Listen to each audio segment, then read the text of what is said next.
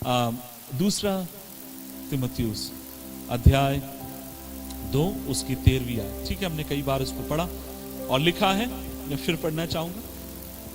यदि हम अविश्वासी भी हो जाएं तो भी वो विश्वास योग्य बना रहता है, क्योंकि वह आप अपना इनकार नहीं कर सकता। ध्यान से सुने, लिखा है परमेश्वर के वचन में प्रभु विश्वास योग्य है। क्या मेरे साथ आप बोल सकते हैं प्रभु विश्वास योग्य है? क्या जोर से कह सकते हैं प्रभु विश्वास योग्य है? और लिखा है प्रभु विश्वास योग्य है, लेकिन मैं और आप और हम लोग बार बार क्या हो जाते हैं? बार बार अविश्वासी हो जाते हैं। अर्थात हमने कई बार परमेश्वर के साथ कई ढेर सारे हमने वादे किए, we have made many promises with the lord, लेकिन कई बार और अमूमन, मैं सोचता हूं कई बार नहीं, अमूमन हर बार आप और मैं क्या करते हैं? उन वादों को या उन प्रयत्नों को या जिन बातों को हमने परमेश्वर के साथ किया है, उससे हमेशा हम लोग क्या हो जाते हैं?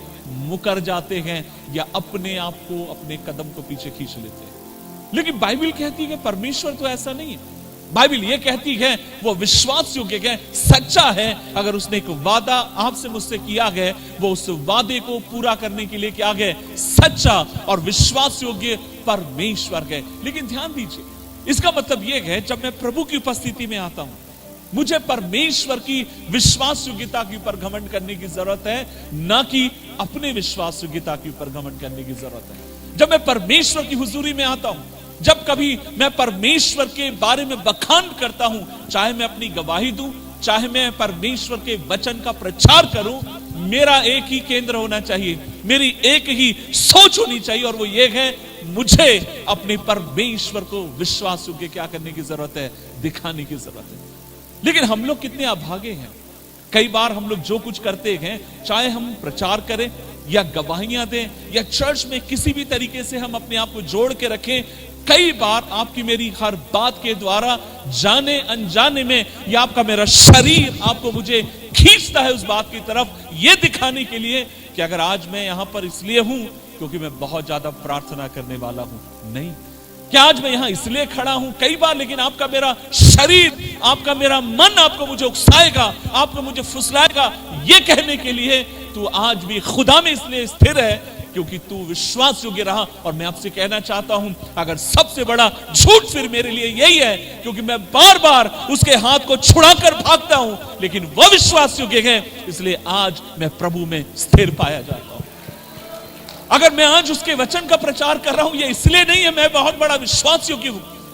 न जाने मैं कितने बार मैं गिरा होऊंगा, न जाने आप कितने बार गिरे होंगे, लेकिन वह खुदा वो है जिसने अपनी विश्वास योग्यता में आपको मुझे थाम कर रखा, आपके मेरे हाथ को उसने पकड़ कर रखा।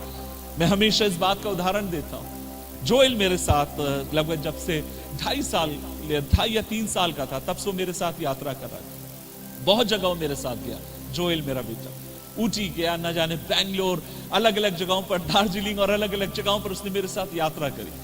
और मैं जब कभी उसके साथ यात्रा करता था, हमेशा मेरे अंदर ये डर रहता था, क्योंकि आपको पता है हम लोग भारत देश में रहते हैं और भीड़ बहुत होती है रेलवे स्टेशन पर, और हमेशा मेरे अंदर ये डर होता था मेरे बेटे का हाथ मुझसे क्या ना हो जाए, छूट ना जाए। और मेरा बेटा हमेशा ये भरपूर कोशिश करेगा मेरे हाथ को छुड़ाकर, वो क्या करना चाहता है, वो मेरे हाथ को पकड़ना चाहता है।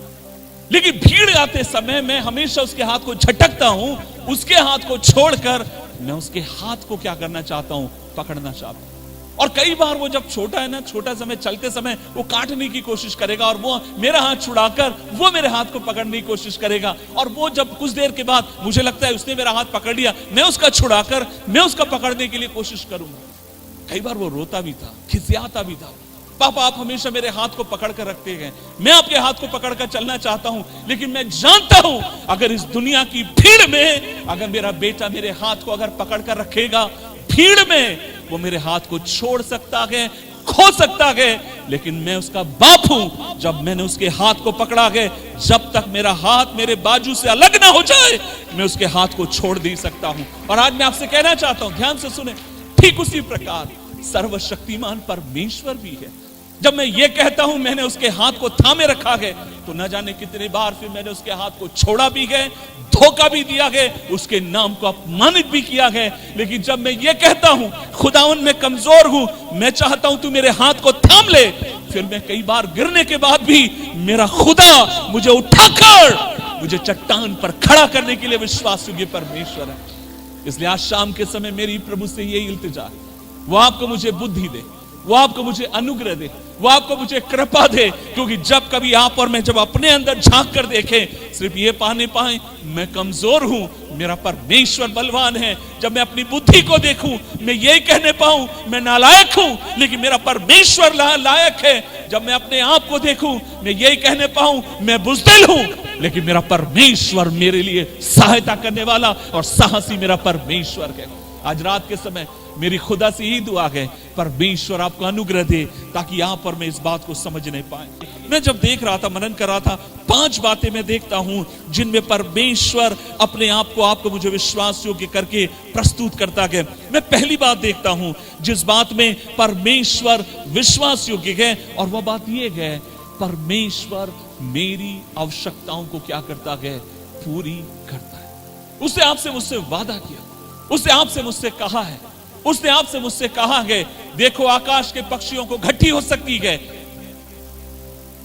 लेकिन मेरे भय मानने वालों को कभी किसी बात की क्या ना होनी पाएगी, घटी नहीं होने पाएगी। मैं दूसरी बात देखता हूं जिसके बारे में परमेश्वर ने मुझसे वादा किया और जिसे परमेश्वर क्या करता है, पूरी करने के लिए परमेश्वर विश्वास योग्य है। और वह बात यह है मेरा परमेश्वर मुझे बचाने के लिए क्या है, विश्वास योग्य है, मेरी रक्षा करने के लिए विश्वास योग्य है, मेरी सहायता करने के लिए विश्वास योग्य है। इसलिए मैं आपसे कहना चाहता हूं जब आपके बच्चे घरों से जब निकलते गए, जब आपके पति काम की तरफ निकलते गए, जब आप खुदा की सेवकाई के लिए निकलते गए, इस बात के ऊपर आश्रित होकर निकलिए जैसे आप जा रहे हैं वैसे आपका परमेश्वर आपको क्या कर आएगा, लेकर आएगा, क्योंकि आपका प्रभु आपकी क्या करता है, रक्षा करने वाला परमेश्वर है। दूसरी बात मैंने देखा है, तीसरी बात जो मैंने देखी और वो ये है मेरा परमेश्वर मेरे लोगों के सामने मेरे मस्तिष्क को ऊंचा करने के लिए क्या है, विश्वास योग्य परमेश्वर है। इसलिए हो सकता है हम लोग जब जीवन में जीते समय कई बार हमारे सिर को हमें झुकाना पड़े, हो सकता है कई बार लोगों के सामने हमें अपमानित होना पड़े, अपमान से होकर जाना पड़े, लेकिन विश्वास योग्य परमेश्वर आपसे मुझसे वादा करता और वो ये है, वो आपके मेरे सिर को हमेशा क्या करेगा, ऊंचा करके रखेगा।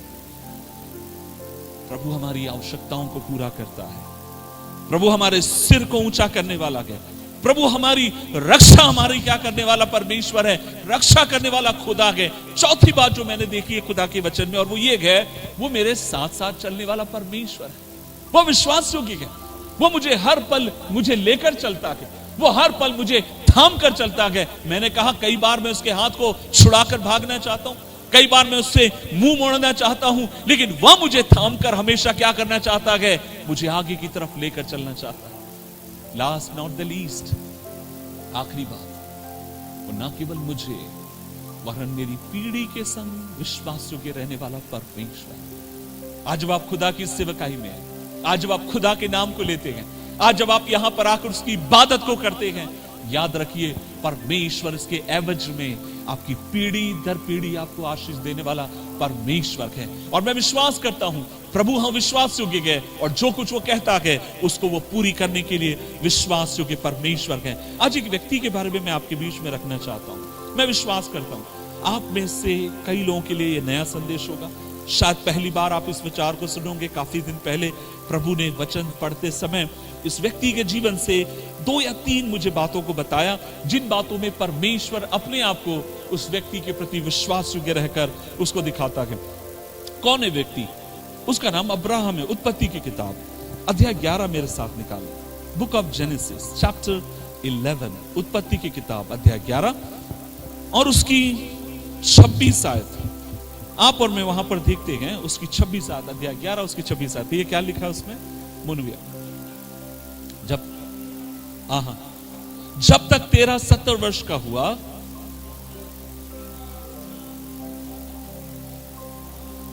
वहां लिखा है जब तेरा 70 वर्ष का हुआ तब उसके द्वारा 3 पुत्र जन्म लेते हैं, अब्राहम, नाहोर और तीसरे का नाम क्या है?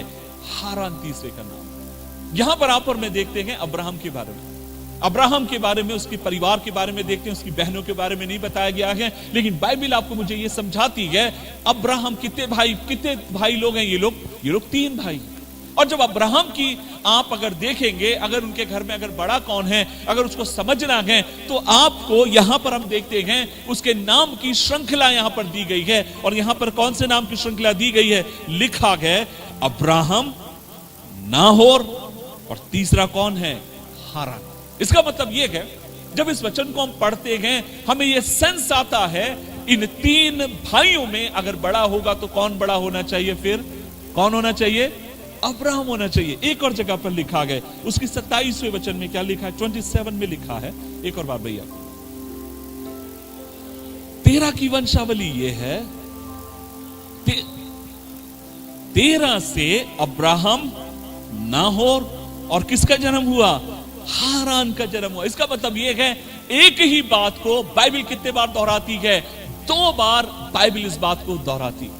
और बाइबल हमको यह सिखाती है अब्राहम अपने घर का क्या है?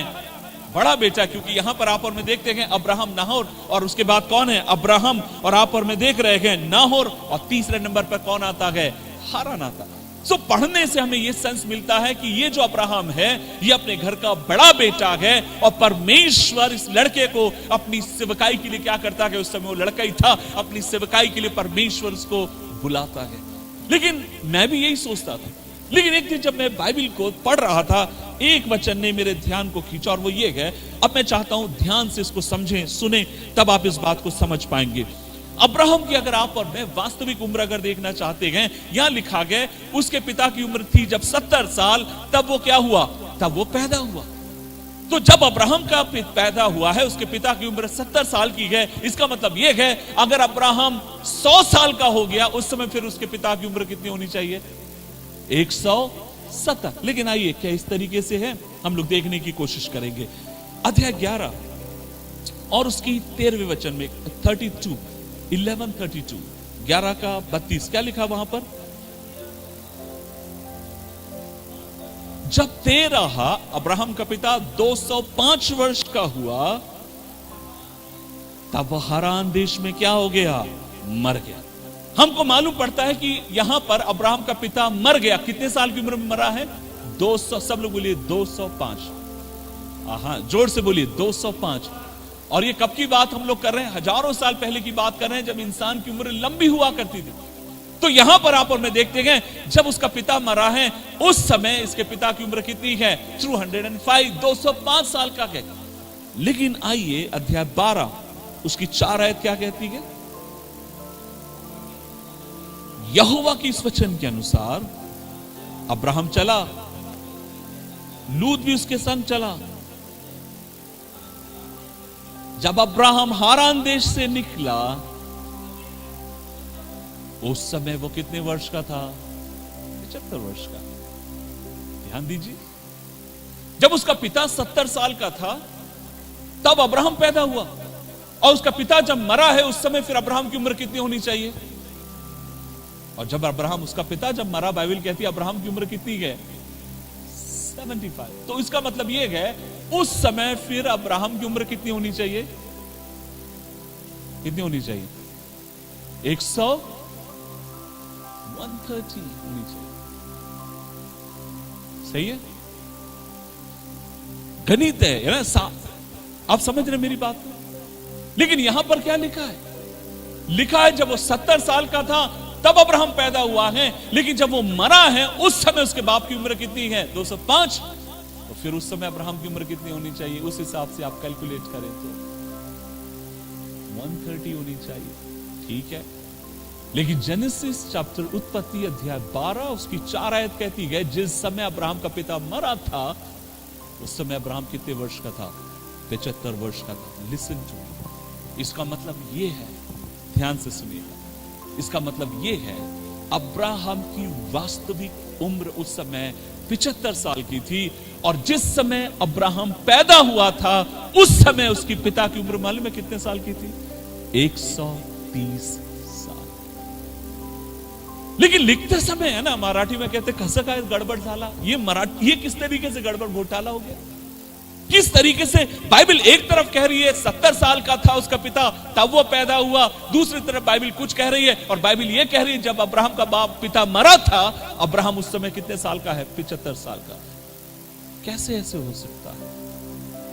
पता मैं आपसे कहना चाहता हूं, वास्तव में जब आप बाइबल पढ़ते हैं आप पाएंगे अब्राहम घर का बड़ा बेटा नहीं है, अब्राहम घर का सबसे छोटा बेटा है। लेकिन बड़ा फिर कैसे हो गया? यहां पर लिखते समय फिर अब्राहम का नाम ऊपर, फिर अब्राहम का नाम कौन लेकर आया? किसने अब्राहम के नाम को यहां पर लेकर आया है? मैं इस तरीके से कल्पना करता हूं, बाइबल में नहीं लिखा लेकिन मेरी सोच कहती है, हम जानते हैं इन 5 किताबों को लिखने वाला कौन था? मूसा था। हम जानते हैं इन 5 किताबों के बारे में उत्पत्ति से लेकर अब्राहम की उम्र तक किसने किसको बताया? परमेश्वर मूसा को बता रहा था। और मैं विश्वास करता हूं जब मूसा इसको लिखते समय लिखता है नाहोर, हारान, अब्राहम, और तभी परमेश्वर उसको रोक कर कहता है रुक रुक रुक मूसा, ऐसे नहीं होना चाहिए। कैसे होना चाहिए? अब्राहम, नाहोर, हारान। मूसा कहता हुआ नहीं नहीं नहीं प्रभु जी, जब अब्राहम तो 130 साल का उसका पिता था ना, तब अब्राहम पैदा हुआ, उसका तो पीछे आना चाहिए, आप सामने क्यों लेकर आना चाहते हैं? और तब परमेश्वर अब्राहम को बताना चाहता है, मूसा से कहना चाहता होगा जो मेरा प्रिय है, जो मेरे संग विश्वास योग्य है, अगर वो छोटा हो तब भी मैं उसको बड़ा करने वाला परमेश्वर। आज मैं आपसे कहना चाहता हूं, मैं आज आपसे कहना चाहूंगा, जब आप और मैं खुदा के पीछे चलते हैं, जब आप और मैं परमेश्वर के साथ आप चलते हैं, हो सकता है आपका बड़ा भाई, आपके अपने लोग, आपके रिश्तेदार, अपना कहने वाले, आपके विश्वासी भाई बहन, आपके अपने सगे लोग आपसे अमीर होंगे। हो सकता है कईयों का ऐसा तरीके से होंगे कि बात बात में आपको नीचा किया जाता होगा, ये कहकर तुम कभी जिंदगी में कुछ कर नहीं पाओगे, तुम्हारी औलादें कुछ कर नहीं पाएंगी, तुमने चर्च में अपनी जिंदगी बिता दी, तुम्हारे बच्चे, तुम्हारी औलादें भी चर्च में जिंदगी बिता देंगे। क्या मिलता है तुम्हें वहां जाने से? क्या मिलता है सुबह से शाम तक यीशु यीशु कहकर पुकारने से?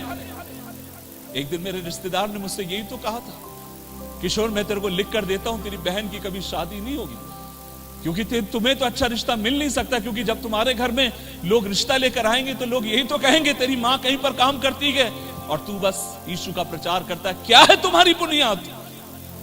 लेकिन आज मैं कहूं, जिन्होंने कहा था, आज शायद उन सबसे ऊंचे घर में आज मेरी बहन परमेश्वर के महिमा के लिए रह रही है।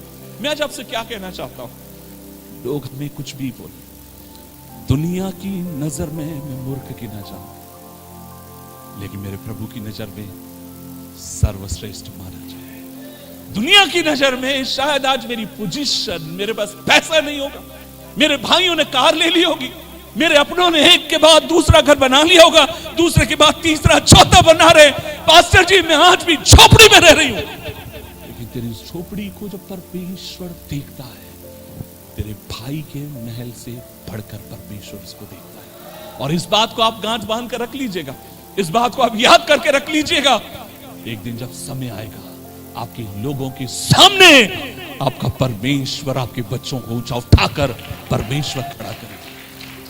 सो यहां पर आप और मैं देखते हैं, क्योंकि अब्राहम परमेश्वर के संग चला, क्योंकि अब्राहम परमेश्वर के ऊपर विश्वास रखता है, क्योंकि अब्राहम परमेश्वर का दीवाना है, क्योंकि परमेश्वर ने कहा छोड़ दे और वो सब कुछ छोड़कर चला है प्रभु के पीछे। लोगों ने कहा होगा अब्राहम तू मूर्ख है, तुझे क्या मिलेगा खुदा के पीछे जाने से? अब्राहम तू बेकार है, क्या होगा तेरा खुदा के पीछे जाने से? कौन है अब्राहम के भाई जिनको कौन जानता है? कोई नहीं जानता। अगर नाहोर और हारान को जाना भी जाता है तो ये नाम से जाना जाता है, वो किसका भाई है? अब्राहम का भाई। और एक दिन आएगा, आज जो आपकी निंदा करते हैं, आपके ऊपर उंगली उठाते हैं, एक दिन वे लोग आपके नाम के कारण जाने जाएंगे। खुदा का वचन है। मैं एक बार डेविड लिविंगस्टन के बारे में पढ़ रहा था। डेविड लिविंगस्टन महान परमेश्वर का भक्त, मैं सोचता हूं उनकी बायोग्राफी, उनकी जिंदगी के बारे में पढ़ना चाहिए। डेविड लिविंगस्टन हम इंग्लैंड के रहने वाले थे, एक डॉक्टर था। उनके मन में बचपन से यही सपना था, मुझे अफ्रीका के जंगलों में जाके खुदा के वचन का प्रचार करना, मुझे परमेश्वर के नाम की महिमा करनी है, मुझे प्रभु के वचन का प्रचार करना है, कुछ भी हो जाए मुझे प्रभु के वचन को लेकर जाना है। और जब वो बढ़ रहा था, इसी जिज्ञासा के साथ वो बढ़ रहा था, खुदा ने उसको पकड़ लिया उसकी सेवकाई के लिए। तब एक दिन उसका एक भाई था, उससे बड़ा था मेरे ख्याल से, उसका नाम जेम्स था। उसका भाई उसको बुलाता है और उसकी ऊपर ठट्टा करके कहता है, और उसका बड़ा भाई उस समय में इंग्लैंड की राजनीति में एक बड़ा नेता था, और उसका बड़ा भाई उसको बुलाकर कहता है, डेविड लिविंगस्टन, डेविड याद रख, कोई तुझे नहीं जानेगा, तू अफ्रीका के जंगल में खो जाएगा, वहां मिल जाएगा, कोई तुझे नहीं पहचानेगा, लेकिन देख मैं एक राजनेता हूं, मेरा नाम सुनहरे अक्षर में लिखा जाएगा। ओ आज कितने साल हो गए, डेविड लिविंगस्टन मर गया, उसका भाई मर गया, नाम सुनहरे अक्षर में लिखा गया, और आज जब उसके भाई को जाना जाता है, उसके इस तरीके से लिखा जाता है, डेविड लिविंगस्टन का भाई जेम्स। परमेश्वर परिवार में ऊंचा उठाने वाला परमेश्वर, और अब्राहम के साथ यही तो हुआ था, खुदा ने उसको परिवार में ऊंचा उठाया। इसलिए आज आप में से, मुझे मालूम नहीं आप में से कितने लोग आपके परिवार में निंदा सहकर आते हैं, आपके दाएं बाएं कितने लोग आपके ऊपर आरोप लगाते हैं, किन परिस्थितियों से आप होकर यहां पर आज पहुंचते हैं। लेकिन आज मैं तो खुदा की तरफ से यही कहना चाहता हूं जो उसने मेरे दिल में डाला, चिंता मत करिए, खुदा विश्वास योग्य है। सुनकर अनसुनी करते रहिए, सुनकर भूलते चले जाइए, लेकिन आपका परमेश्वर जब सही समय पर आएगा, आपको, आपके बच्चों को ऊपर उठाने वाला आपका परमेश्वर। सो परिवार में परमेश्वर अब्राहम को ऊंचा उठाता है। दूसरी जगह मैं देखता हूं परमेश्वर अब्राहम को ऊंचा उठाता है, ये, और उसके बाद एक और बात बोलकर जल्दी बंद करना चाहूंगा। दूसरी जगह परमेश्वर अब्राहम को ऊंचा उठाता है। हम जानते हैं कि अब्राहम परदेसी है, अब्राहम ने अपने लिए कभी कोई घर नहीं बनाया, बाइबल कहती है वो तंबुओं में रहा, क्योंकि उस नगर की खोज में था जिसका बनाने वाला परमेश्वर है। उत्पत्ति की किताब अध्याय 23 में आप और में आते हैं, बुक ऑफ जेनेसिस चैप्टर 23, वहां पर लिखा है, सारा 127 वर्ष की अवस्था को पहुंची, और जब सारा की इतनी आयु हुई तब वह किरियातबा में मर गई, और ये कनान देश में है, और हेब्रोन भी कहलाता है। इसलिए अब्राहम सारा के लिए रोने पीटने को वहां गया, और अब्राहम शौ के पास से उठकर हित्ती लोगों से कहने लगा, मैं तुम्हारे बीच में परदेसी हूं, मुझे अपने मध्य में कब्रिस्तान के लिए ऐसी भूमि और निज भूमि हो जाए दे दो कि मैं अपने मृतक को गाड़ कर अपनी आंख की ओट करने पाऊं। लिसन, यहां पर अब्राहम कहां पर है? अब्राहम ने अपने लिए कभी कोई घर नहीं बना, बाइबल कहती है वो तंबुओं में रहा, क्योंकि उस नगर की खोज में था जिसका बनाने वाला परमेश्वर। अब वो घूम रहा है, और रास्ते में उसकी पत्नी मर जाती जिसका नाम सारा है। मैं इस जगह पर गया हूँ, हेब्रोन में मैं गया हूँ, उसकी सारा और अब्राहम की कब्र मैंने देखी है। वहां पर सारा की कब्र है, अब्राहम की कब्र है, उसी के भीतर आप और में देखते हैं याकूब है, और वहां पर लिया की भी कब्र है, क्योंकि उन दिनों में यहूदियों के लिए कब्र बहुत महत्वपूर्ण है, और खासकर उनके लिए सौभाग्य ये होता था अगर अपने पिता की कब्र में उनको क्या दी जाए, मिट्टी दी जाए। देखिए जब हम कब्र सोचते हैं ना, हमारी सोच ये है 6 फीट का गड्ढा नीचे खोदा जाता है और डेड बॉडी रखी जाती है। नहीं, पुराने समय में ऐसा नहीं था। उस समय में क्या किया जाता था, गुफाओं में क्या किया जाता था, डेड बॉडी रखी जाती थी, और उसके सामने बड़ा पत्थर रख दिया जाता था, या उसको क्या कर दिया जाता था, उसको ढांप दिया जाता था। और इसलिए जब बहुत साल होने के बाद, मानी पत्नी मर गई, बहुत साल के बाद वो पत्थर हटाकर फिर उसको रख दिया जाता है, पति को रख दिया जाता है, फिर हटाकर बच्चों को रख दिया जाता है। और यहूदियों के लिए बहुत बड़ी सौभाग्य की बात होती थी अपने बाप दादाओं की कब्र में क्या करना, विश्राम करना। और इसलिए हम देखते गए नेहम्याह का जब चेहरा उतरा हुआ था, राजा ने पूछा तेरा चेहरा क्यों उतरा है, और तब वो कहता है हमारी शहरपनाह टूटी हुई है, और साथ ही साथ हमारी पूर्वजों की कब्र भी क्या हो चुकी है, उजड़ चुकी है कब्र। अब यहां पर अब्राहम लोगों से विनती करता है, अब्राहम अविश्वासियों के बीच में गए जिनको हित्ती लोग कहा जाता है, गैर जाति है, गैर कौमी लोग हैं, और यहां पर अब्राहम के पास अपनी कोई जमीन नहीं। तब अब्राहम उनसे एक रिक्वेस्ट करता है, मेरा आपसे एक निवेदन है, क्या है, मुझे एक जमीन चाहिए। क्यों जमीन चाहिए? ताकि मैं अपने पत्नी को उसमें क्या कर सकूं, दफना सकूं। और अब्राहम जब बोल ही रहा था, मेरे को ना ये वचन बहुत अच्छा लगता है, और वहां पर आप और मैं देखते गए उसकी 6 आयत में लिखा गया, तब हित्तियों ने अब्राहम से कहा, हे हमारे प्रभु हमारी सुन ले, तू हमारे बीच में बड़ा प्रधान है, हमारी कब्रों में से जिससे चाहे अपने मृतक को क्या कर वहां पर काट। अविश्वासी लोग जिनका परमेश्वर से कोई लेना देना नहीं, उनके बीच में अब्राहम रह रहा है, और अब्राहम को वे लोग क्या कह के पुकार रहे हैं आपको मालूम है? वहां पर लिखा है, हे हमारे प्रभु। ये और इंग्लिश में लिखा है, यू आर आवर लॉर्ड, तू हमारा क्या है, हमारा परमेश्वर के समान तू हमारे लिए है। और ना केवल परमेश्वर सदस्य है, दूसरी बात तू हमारे बीच में क्या है, प्रधान है। क्या कभी अब्राहम ने प्रधान बनने की कोशिश करी? नहीं। क्या अब्राहम ने उनका प्रभु बनने की कोशिश करी? नहीं। लेकिन लोगों ने इस बात को देख लिया, खुदा इसके साथ है, और हमें अगर चाहिए प्रधान तो फिर किसके समान चाहिए? अब्राहम हमारा प्रधान है। इस बात को आप याद रखिएगा। देखिए, जब हम प्रभु के साथ चलते हैं, ना केवल परमेश्वर हमें परिवार में उठाता है, वरन परमेश्वर जिस समाज में आप और मैं रहते हैं, जो लोग आपके ऊपर मेरे ऊपर अपनी नजरों को लगाकर रखते हैं, उस समाज में भी आपका मेरा परमेश्वर, आपको मुझे ऊंचा उठाने वाला परमेश्वर। अब्राहम ने कभी यह नहीं कहा मुझे घर में ऊंचा करो, लेकिन विश्वासियों के प्रभु उसको घर में उठाता है। अब्राहम ने कभी यह नहीं कहा मैं हित्ती और बाकी लोगों का प्रधान बन जाऊं, इनके बीच में प्रभु के रूप में रहने पाऊं, लेकिन परमेश्वर को यह भाया, अब्राहम तो मेरे संग यहां भी विश्वासियों के रहा, और मैं तुझे इनके बीच में उठाकर मैं तुझे क्या बनाता हूं, मैं तुझे प्रधान बनाता हूं। याद रखिए, जिस समाज में आप और मैं रहते हैं, अगर हम खुदा के साथ विश्वास रखेंगे, यदि खुदा ने अगर हमारे हाथ को थाम कर रखा गया, जिस मोहल्ले में, जिस गांव में, जिस गली में हम रहते हैं, परमेश्वर उस गली का हमें प्रधान बनाने वाला परमेश्वर है। इसलिए नहीं कि हम उसकी चाह करते हैं, इसलिए नहीं कि हम उसके पीछे भागते हैं, इसलिए नहीं कि हमें लालसा है कि आप हमें लीडर बना दीजिए, नहीं, इसीलिए क्योंकि लोग जानते हैं परमेश्वर इनके संग है और इनका हमारे संग रहना आशीष की बात है। यूसुफ के साथ क्या हुआ? बाइबल कहती है यहोवा यूसुफ के संग था। जब पोतीफर के घर में जब वो गया, आप मानिए, यहोवा जब उसको वहां पर ले जाया गया, यूसुफ को नंगा कर वहां ले जाया गया, यूसुफ को मंडी में बेच दिया गया है, लेकिन यहोवा यूसुफ के संग था, वो घर में प्रधान बन गया। जेल के भीतर डाल दिया गया, यहोवा यूसुफ के संग था, जेल में प्रधान बन गया। वहां से निकाल दिया गया, यहोवा यूसुफ के संग था। मिस्र देश के भीतर परमेश्वर उसको क्या बनाता गया? प्रधान बनाता है। अब्राहम ना केवल परिवार में, और जिस समाज में वो रहता गया, उस समाज में परमेश्वर उसे उठाता है। लास्ट नॉट द लीस्ट, आखिरी बात, आप और मैं इस बात को जानते हैं, लेकिन फिर भी एक और बार आपको याद दिलाना चाहता हूं। लूका की किताब अध्याय 16 और उसकी 23वीं आयत से लेकर आगे की तरफ, बुक ऑफ लूक चैप्टर 16 अध्याय 16 उसकी 23वीं आयत से लेकर या 19वें वचन से लेकर लिखा है कि एक धनवान मनुष्य था जो बैजनी वस्त्र और मखमल के पहनाव करता था और प्रतिदिन सुख विलास से धूमधाम के साथ रहता था। लाजर नाम का एक कंगाल था जो घावों से भरा हुआ था, उसकी डेवड़ी पर छोड़ दिया जाता था, और वह चाहता था कि धनवान की मेज से झूठन में से अपना पेट भरे, जहां तक कि कुत्ते आकर उसके घाव को चाटते थे। उसकी 22वीं आयत, ऐसा हुआ जब कंगाल मर गया तो और स्वर्गदूत उसे ले जाकर उन्होंने कहां पर उसको पहुंचा दिया? अब्राहम की गोद में पहुंचा दिया, और वह धनवान भी मरा, गाड़ा गया, और अधलोक में पीड़ा में रहते हुए उसने आंखें उठाई और दूर से अब्राहम की गोद में किसको देखा?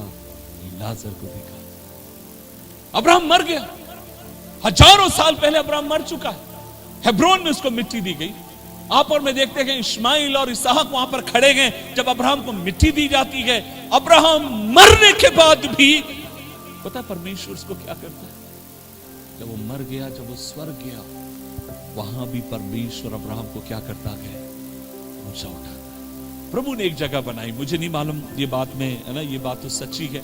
लोग कहते हैं कि अब्राहम की गोद, इसका मतलब ये नहीं था कि अब्राहम वहां पर बैठा हुआ है, जो भी आता है उसकी गोद में होकर वहां जाता है। नहीं, बाइबल के पंडितों का मानना है शायद उस जगह को क्या नाम दे दिया गया है? द बोसम ऑफ अब्राहम, अर्थात अब्राहम की गोद। लेकिन हमारा विषय क्या है? स्वर्ग में भी परमेश्वर अपने खादिम को क्या करता गया? ऊंचा करता है। मैं एक बात हमेशा सोचता हूं, और जो बात मुझे हमेशा विवश करती, पता है क्या है? जब हम स्वर्ग में जाएंगे तो हमें 3 झटके लगेंगे ना। झटके का मतलब है 3 शौक हमें लगेंगे। शौक का मतलब है हमें 3 हम बातों को देखकर आश्चर्यचकित हो जाएंगे। पहली बात, जिनके बारे में हमने नहीं सोचा था वो लोग वहां पर होंगे। दूसरी बात, जिनके बारे में सोचा था वो वहां नहीं। तीसरी बात, हमें यह भी आश्चर्य होगा कि मैं यहां कैसे पहुंच गया। मैं एक बात आपसे कहूं, हमें नहीं मालूम, देखिए हम काम को देखते हैं, हम पोजीशन देखते हैं, लेकिन परमेश्वर मन को देखता है, परमेश्वर दिलों को देखता है। और एक बात मैं आपसे हमेशा कहना चाहूंगा, और मैं इस बात को अपने दिल में बहुत गहराई से जानता हूं, याद रखिए, शायद आज हम में से बहुत सारे लोग जो ऊंचे पदों पर है, शायद चर्च में, आज मैं कोऑर्डिनेटर हूं, मैं एक लीडर हूं, मैं प्रचारक हूं, दुनिया भर के आप मुझे बोल सकते हैं, लेकिन एक बात मैं आपसे कहूं, शायद ऐसे कई लोग हैं जो लोग चर्च में आते हैं, गुमनामी में जीवन जीते हैं, बहुत ज्यादा उन्हें चीजों से मतलब नहीं रहता है, वे आते हैं, खुदा की इबादत करते हैं, परमेश्वर की आराधना करते हैं, अपने घर चले जाते हैं, और हमें लगता है ये ऐसे ही रह गए, ये जिंदगी में कुछ ना कर पाए। लेकिन एक बात आप याद रखिएगा, ऐसे ही लोग जब आप अपने स्वर्ग में जाएंगे ना, ऐसे लोग खुदा की और निकट होंगे। आप और मैं जो बहुत फेमस है, वो बड़ी दूर से खुदा को देख रहे होंगे चर्च के भीतर। इसलिए चाहे छोटा हो चाहे बड़ा हो, चाहे झाड़ू मारने का काम हो, मैं इसलिए हमेशा कहता हूं, चाहे झाड़ू मारने का काम हो, चाहे खाना बनाने वाले का काम हो, चाहे छोटी से छोटा कोई भी काम क्यों ना करने वाला हो, मेरे नजर में काम मैंने बांट रखे हैं। बड़ा साहब है ये काम करेगा, बड़ी बहन है ये काम करेगा, छोटा भाई है ये काम करेगा, कुछ नहीं आता ये काम करेगा, उसको बहुत आता है वो काम करेगा। लेकिन परमेश्वर ना छोटा ना बड़ा देखता है, लेकिन प्रभु जब सब मिलाकर देखता है, पता क्या देखता है? वो एक सेवकाई के रूप में देखता है, और यह देखता है कौन उस सेवकाई के भीतर क्या है, विश्वास योग्य है, और जो विश्वास योग्य है, क्या पता परमेश्वर जब हम स्वर्ग में जाएंगे, शायद वे खुदा, वे 3 4 5 6 7 8 9 मुकुट के साथ वहां होंगे, और हो सकता है वहां पर एक ही लेके संतुष्ट रह रहे होंगे। ब्रदर्स एंड सिस्टर्स, फेथफुलनेस, विश्वास योग्य खुदा ना केवल परिवार में उठाता है, ना केवल समाज में उठाता है, लेकिन जब आप और मैं, वो हमारे हाथ को थामता है, हम उस पर विश्वास करते हैं, वो हमें स्वर्ग में उठाने वाला परमेश्वर है। आइए मिलकर अपनी आंखों को बंद करें, हम खुदा से दुआ करें। मैं यहीं पर अपने संदेश को विराम देना चाहता हूं, लेकिन आज मेरी प्रभु से ये इल्तिजा है, और आप सबसे कहना चाहता हूं, क्यों ना मिलकर हम सब अपनी आंखों को बंद करें। आज आप सोचिए, आज आप किस परिस्थिति में, आज आप किस परिवार में, आज आप कलह में होंगे, आज आप क्लेश में होंगे, लेकिन परमेश्वर आपसे कहता है विश्वास योग्य रहो, मैंने तुम्हारे हाथ को थाम लिया, इस बात के लिए बेफिक्र रहो, तुम्हें जो करना है तुम वो करो, लेकिन मैंने तुम्हारे हाथ को थाम रखा है, मैं तुझे कभी टलने ना दूंगा। एक वचन जो मुझे बहुत आशीष देता, और वो वचन ये है, तेरे बाल पकने पर भी तेरा परमेश्वर तेरे साथ साथ रहेगा। वो बूढ़ों के लिए प्रतिज्ञा देता है, बाल तेरे पकने तक वो होगा साथ साथ। एक गीत है, मां है भूल सकती, वो तुझे कभी ना भूलेगा। समाज में आप रह रहे हैं, उस समाज में परमेश्वर आपको और आपके बच्चों को ऊंचा करेगा। यदि प्रभु के संग हम विश्वास योग्य रहे, हम इसकी चाह करते हैं, हम इसकी मांग नहीं करते, हमारा परमेश्वर हमें स्वर्ग में भी हमें अपने निकट रखने वाला परमेश्वर है। अब्राहम का खुदा, इसलिए तो हम कहते हैं अब्राहम का परमेश्वर हमारा परमेश्वर। इसलिए आज बेफिक्र हो जाइए, इसलिए अपने आंसुओं को पोंछ लीजिए। आपका समय आ रहा है, आपका दिन आ रहा है, आपके बच्चों का समय आ रहा है, आपके परिवार का समय आ रहा है, आपके लोगों का समय आ रहा है। परमेश्वर पर विश्वास रखिए, उसके संग विश्वास योग्य रहिए, उसके वचन को मानिए, उसकी बातों को ध्यान से सुनिए, छोटों को उठाइए, किसी को कमजोर मत समझिए, किसी का ठट्टा मत उड़ाइए, किसी को नीचे मत दबाइए, लेकिन आपकी मेरी नजर सिर्फ और सिर्फ परमेश्वर पर रहने पाए, परमेश्वर पर रहने पाए। यदि प्रभु तू है तो मुझे भी आज्ञा दे कि मैं भी लहरों पर चलूं। आजा। क्यों वो डूबने लगा? 2 कारण। अपने आप में देखने लगा कोई नहीं चल रहा है, मैं चल रहा हूं। डूबने लगा, परिस्थितियों को देखने लगा, डूबने लगा, प्रभु मुझे बचा ले। और तब जोरावर एक हाथ आता है जो अब्राहम को थाम कर ऊपर की तरफ लेकर आता है।